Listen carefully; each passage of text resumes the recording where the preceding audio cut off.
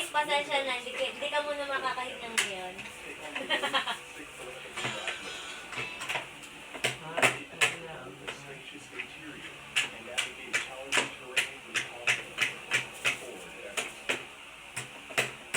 Si Ken po gagawa ng registration po, no?